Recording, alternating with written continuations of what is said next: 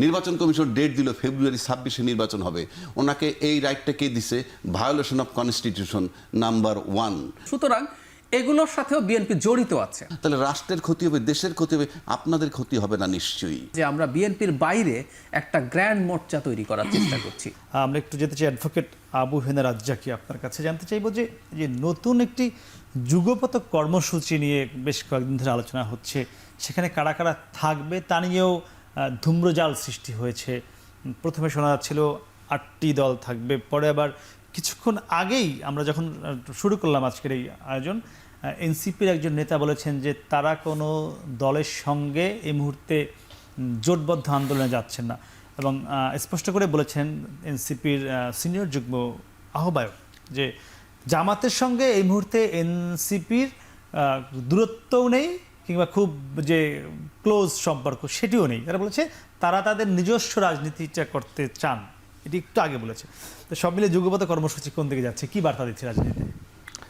ধন্যবাদ আপনার এখন টিভির দর্শক শ্রোতা এবং আমার পাশে দুজন বিজ্ঞ সহ-আলোচক, সবাইকে আমার শুভেচ্ছা।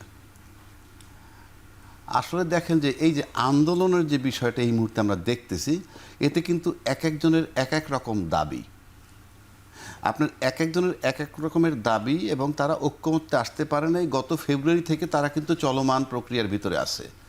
এই সংস্কার নিয়ে, ঐক্যমত্য নিয়ে ফেব্রুয়ারি থেকে চলছে, এখন সেপ্টেম্বর শেষ হতে চলছে, বলতে গেলে মধ্য সেপ্টেম্বরে আসি, আবার বসবে, এমনও হতে পারে এটা আরও সময় নিতে পারে। তাহলে ফেব্রুয়ারি থেকে এই পর্যন্ত সময়টায় করলো কি রাজনীতিবিদরা? কি করলো, কি অর্জনটা কি? তার আগে আমি একটা অন্য জায়গায় যাই। আপনি সব কিছু নিয়ে যদি ঐক্যমত্যে এসেও পড়েন, এই মুহূর্তে আসার দায়িত্ব কিন্তু আমি মনে করি সরকারের নাই এই মুহূর্তে। কারণ সরকার বসতেছে তৃতীয় পক্ষ হিসাবে এই মুহূর্তে আমি মনে করি। রাজনৈতিক দলগুলো যদি সমঝোতায় চলে আসতে পারে, একটা ঐক্যমত্যে চলে আসতে পারে, ইয়েস আমরা এইভাবে ঐক্যমত্যে এসে গেছি, আমরা নির্বাচন চাই, তাহলে কিন্তু আর কোনো সমস্যা থাকে না। কিন্তু ঐক্যমত্যে আসতে পারে নাই, কারণ তা কেউ চাচ্ছে জুলাই সনদের আইনি ভিত্তি। ইভেন জামাত ইসলাম এমন কথাও বলছে যে নির্বাচন কমিশনে যে হলফনামাটা দেওয়া হয় তার ভিতরে লিখতে হবে যে জুলাই সনদ বাস্তবায়ন করব।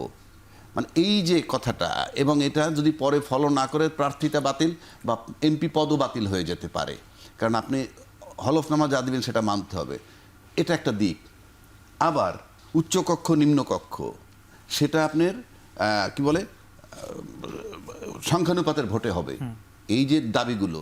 আবার বিচার সংস্কার এনসিপির দাবি, আপনি ঐক্যমত্যে আসতেছেন না, কোনোভাবেই আসতেছেন না। ঐক্যমত্যে যদি না আসেন তাহলে নির্বাচন হবে কিভাবে? 1 নম্বর। 2 নম্বর হলো, দুইটা খুব ইম্পর্টেন্ট কথা বলছেন দুইজনে। একজন বিএনপির সালাউদ্দিন সাহেব বলছেন যদি ফেব্রুয়ারিতে নির্বাচন না হয় তাহলে কিন্তু একটা আঞ্চলিক সংকট হবে। আলী রিয়াজ সাহেব একই কথা বলছেন। তো প্রশ্ন হচ্ছে যে আপনার দুইজন দায়িত্বশীল ব্যক্তি যখন বলেন ফেব্রুয়ারিতে নির্বাচন না হইলে আঞ্চলিক সংকট হইতে পারে, আভ্যন্তরীণ এক্সটার্নাল ইন্টারনাল সব হতে পারে, এগুলো আপনারা জানেন, জানার পরও আপনি ঐক্যমত্যে আসতেছেন না, তাহলে রাষ্ট্রের ক্ষতি হবে, দেশের ক্ষতি হবে, আপনাদের ক্ষতি হবে না নিশ্চয়ই? বিষয়টা পরিষ্কার। আপনি যদি ফিল করেন যে রাষ্ট্রের ক্ষতি হবে, রাষ্ট্রের জনগণের ক্ষতি হবে, তাহলে আপনাদেরকে ছাড় দিয়ে ঐক্যমত্যে আসতে হবে, প্রত্যেকের ছাড় দিয়ে আসতে হবে। আপনার কিন্তু যার যার জায়গায় অনর। তার মানে প্রত্যেকটা দল ব্যক্তিগতভাবে তার দল এবং ফাইনালি গিয়ে তার ব্যক্তিকে ভাবে। তা না হলে আপনি প্রকাশ করতেছেন যে আঞ্চলিক সংকট হবে, আভ্যন্তরীণ এক্সটার্নাল ইন্টারনাল। তারপরে আরেকটু কথা বলে দিই, এই সব ঐক্যমত্য হইলেও আপনি নির্বাচনে যাবেন কিভাবে? সিম্পল কোশ্চেন, কোন আইনে, কোন সংবিধানে? বাংলাদেশে এখন নির্বাচন কমিশনের নির্বাচনে পর্যন্ত যাওয়ার মতো কোনো সংবিধান এখানে এক্সিস্ট করে না। নির্বাচন কমিশন বলছে আমরা সংবিধান মোতাবেক নির্বাচন করব। কোন সংবিধান? আমি তর্কের খাতিরে ধরে নিলাম ওই সংবিধানটাই যেটা শেখ হাসিনা পালায়ে গেছে। ইনফ্যাক্ট পালায়ে যাওয়ার পর এটা স্থগিত হয়ে গেছে, থেমে গেছে, আর আমার ভাষায় বিলুপ্ত হয়ে গেছে। যা করো, অত বড় বিতর্কে আমি গেলাম না, কিন্তু থেমে গেছে। থেমে যাওয়ার পর সংসদ ভেঙে দেওয়া হইল, যে প্রক্রিয়ায় যেভাবে ভাঙুক সংসদ ভেঙে গেছে। ওই সংবিধান বলতেছে সংসদ ভেঙে যাওয়ার পর থেকে 90 দিনের মধ্যে নির্বাচন হবে। তাতে যদি আমি ইউনূস সাহেবের 8ই আগস্ট থেকে ধরি, 8ই আগস্ট 2024, তাহলে 7ই নভেম্বর 2024-এর মধ্যে নির্বাচন হয়ে যাওয়ার কথা সংবিধান মোতাবেক। অথচ নির্বাচন কমিশন ডেট দিল ফেব্রুয়ারি 26-এ নির্বাচন হবে। ওনাকে এই রাইটটা কে দিছে? Violation of constitution number 1, pure violation of constitution.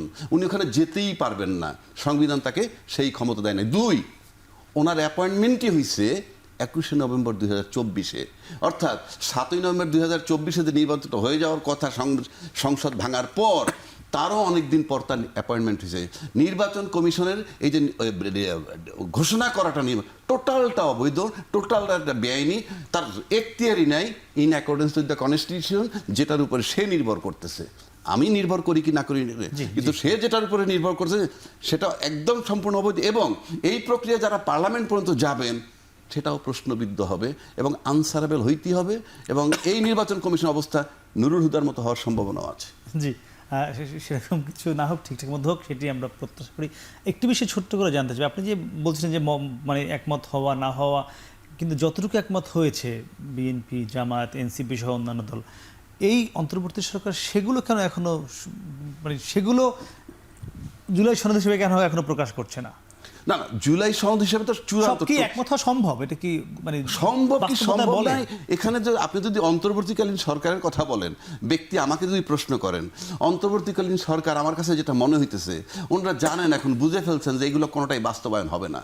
ওনারা তো প্রথম 2 মাস ধরে নিছিলেন যে আমি চেষ্টা করি, সময় ক্ষেপণ করছেন। আমি বলি চেষ্টা করি, তারপরে চিন্তা করছে যে আমার এখন আর কোনো উপায় নাই, সময় ক্ষেপণ হইতে চাইলে আমার কাছে মনে হয় ফেব্রুয়ারি পর্যন্ত সময় যাচ্ছে আর কি। ক্ষেপণ করছি কিনা তাদের আলটিমেটলি টাইম সময় ক্ষেপণ হচ্ছে, কারণ এখানে বিচারের ব্যাপার স্যাপার আছে, কতগুলো টাইম রাখছে, ওই টাইমটা হয়তো এখন কিল করা যায়। আমার কাছে ব্যক্তিগতভাবে মনে হয় না এগুলো এফেক্টিভ কিছু হবে। আসবো ডক্টর জাহিদ ভাই, যুগপৎ কর্মসূচি একটি ঠিক আন্দোলন বলছে না, কর্মসূচি বলছে, আবার সেখানে লেখা রয়েছে ফেব্রুয়ারির নির্বাচন। আমি একটু এর সিগনিফিকেন্ট ব্যাপার, আমরা যে দেখেছি কর্মসূচিগুলো সেখানে মাস্টার নাম উল্লেখ রয়েছে। এই কর্মসূচিটি আন্দোলন বললে ভুল হবে, কার বিরুদ্ধে? অন্তর্বর্তী সরকার নাকি বিএনপি? কি মনে হচ্ছে? না, খুব ইন্টারেস্টিং প্রশ্ন। আমি একটু আগে আরেকটা শোতে ঠিক নিজেই এই কথাটা তুলে এসেছি, আমি বলবো। তার আগে রাজ্জাকি ভাই সংবিধান ভায়োলেট করা নিয়ে বলছেন, সংবিধান ভায়োলেট নির্বাচনের তারিখ নিয়ে হয়েছে, কোনো সন্দেহ নাই। কিন্তু এটা হওয়া মানেই যে সংবিধান শেষ হয়ে গেছে, ব্যাপারগুলো এইরকম না। যেমন ধরুন, আমাদের সংবিধানের 11 সংশোধনী হচ্ছে, আমরা একটা কাজ আগে করে ফেলেছিলাম, মানে এর চেয়ে মানে নির্বাচন পেছানো চৈত্রের ওটা আরও ভয়ঙ্কর কাজ বলে আমার মনে হয়। সেটা হচ্ছে এরশাদ পতনের পর প্রধান বিচারপতি এসে উপরাষ্ট্রপতি, মানে প্রথম মওদুদ আহমেদ উপরাষ্ট্রপতি পদ থেকে রিজাইন করবেন, প্রধান বিচারপতি এসে বাংলাদেশে শাহাবুদ্দিন আহমেদ, উনি এসে উপরাষ্ট্রপতি নিযুক্ত হবেন এরশাদকে দিয়ে, এরশাদ তার কাছে ক্ষমতা হস্তান্তর করে পদত্যাগ করবেন। এবং উনি কিন্তু পদত্যাগ করে আসেননি, উনি আবার এখান থেকে প্রধান বিচারপতি হবেন, সেখানে উনি তার চাকরি শেষ করবেন। এটা ওনার কন্ডিশন ছিল। তো এই কাজটা আমরা যখন করছি তখন সংবিধানে এগুলো ছিল না, তো এটা তো উদ্ভট। আমরা করলাম কি পরবর্তীতে, এটা আমাদের দেশে না, সারা পৃথিবীতে প্রচুর চর্চা আছে। আপনি আগে কোনো কারণে আপনার সংবিধান যদি ভায়োলেট করে ফেলেন, এরপর আপনি যদি একমত হন, যেমন তখন তো বিএনপির 2/3 মেজরিটি ছিল না, বিএনপি আওয়ামী লীগ সবাই মিলে 2/3 মেজরিটি যুক্ত করে 11 সংশোধনীর মাধ্যমে তার এই জিনিসটাকে র্যাটিফাই করেছে। তো সুতরাং এখন নির্বাচন হয় নাই, সংবিধানের বিচ্যুতি হয়েছে, কোনো সন্দেহ নাই, এটা একটা র্যাটিফিকেশন আছে। এটা পরের সরকার এসে যদি সংবিধানে র্যাটিফাই করে, এটা মোটেও অবৈধ কিছু না। এটা আমাদের এখানে এই চর্চার আমাদের এই ইতিহাস আছে, এটা কোনো মেজর ইস্যু না। এবার আপনি যে প্রশ্ন করছেন, আমি সেই জায়গায় যদি যাই, ভেরি ইম্পর্টেন্ট, সেটা হচ্ছে দাবিগুলো আমরা দেখি কার কার কাছে। ধরুন জাতীয় পার্টি নিষিদ্ধ করা, এই দাবি সরকারের কাছে হতে পারে, এর সাথে আসলে বিএনপির সম্পর্ক নেই, কারণ বিএনপি এখন পর্যন্ত জাতীয় পার্টি নিষিদ্ধ করা যাবে না এরকম কোনো আলাপ করে নেই। বাকি জিনিসগুলো যদি বলি, ধরুন জুলাই সনদ বাস্তবায়ন, এটার আইনিভাবে কিভাবে হবে এটা নিয়ে ডিবেট আছে, বিএনপি এটার সাথে দ্বিমত করে। তারপরে লোয়ার হাউস বা আপার হাউস যেভাবেই হোক না কেন, পিআর হবে কিনা, বিএনপি দুটো ক্ষেত্রেই, লোয়ার হাউসে তো ইভেন তাহসিনদেরও স্ট্রংলি, তারা শুধু উপরে আপার হাউসে চায়, বিএনপি আপার হাউসেও চায় না। তো সুতরাং এগুলোর সাথেও বিএনপি জড়িত আছে।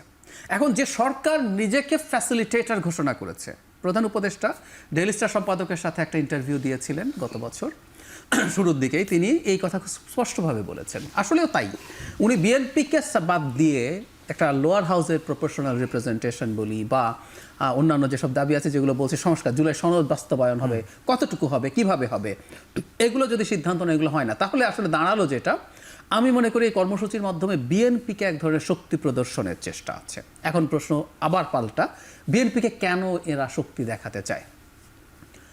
অনেকগুলো অপশন আছে।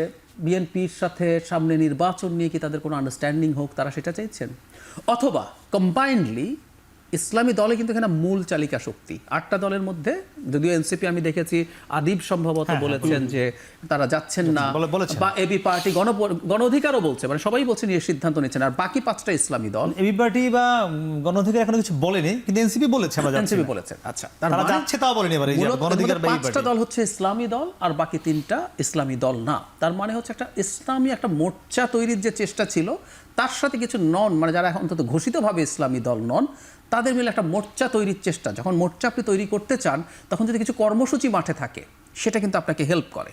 সেই ঘটনারও সম্ভাবনা নেই তা না। তাহলে তারা সেটা করে বিএনপিকে আসলে একটা মেসেজ, বা একই সাথে জাতিকেও একটা মেসেজ তারা দেওয়ার চেষ্টা করতে পারেন যে আমরা বিএনপির বাইরে একটা গ্র্যান্ড মোর্চা তৈরি করার চেষ্টা করছি, এটাও হতে পারে।